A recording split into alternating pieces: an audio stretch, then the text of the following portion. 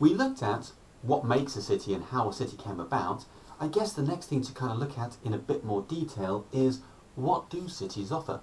Well, think about it from your point of view. Why is it that you want to go and visit a city? There are a number of factors that are going to drag you to a city. What I have done is, on this little mind map stroke spider diagram, I've done a couple.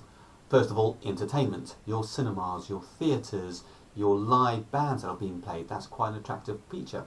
Transport, buses, taxis, airports, your seaports. Another one is trade, where you can go and buy things and sell things. Your sports clubs. Now what I'm talking about are your large scale sports clubs. So if we take London, I'm talking your Chelsea, your Tottenham, your Crystal Palace, your large football teams. Wimbledon, where they have the tennis. We're talking Wembley Stadium, where the national football team plays. Twickenham, where the national rugby team plays. You've then got Lee Valley, where the hockey is. There are so many different sports in London that you go there to either play it or to watch it. The next one is your medical, your doctors, your hospitals, your nurses. You've then also got banking. And what I mean by banking is not just your high street bank where you can go and put in money and take money out. I mean we can do large scale trade where you can invest in property, where you can borrow money in which to buy a house. You then have your manufacturing, making of cars, making of clothing, making of electronics and technology.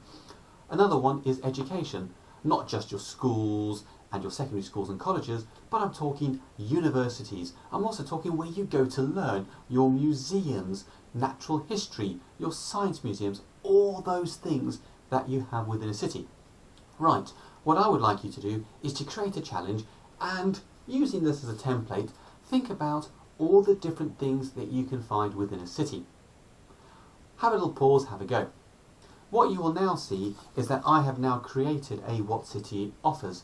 This is not a comprehensive list, but to be quite frank and honest, there's about 40 things on it, so there are quite a lot of things.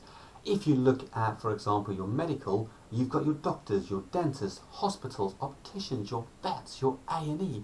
There's a lot of services available. If you take education, you have schools, universities, colleges, your museums. If you take entertainment, restaurants, shopping centres, cinemas, your bars, your shows, your musicals, your opera. So as you can see, what drags us to cities are all the endless possibilities and ways that we can live a better quality of life.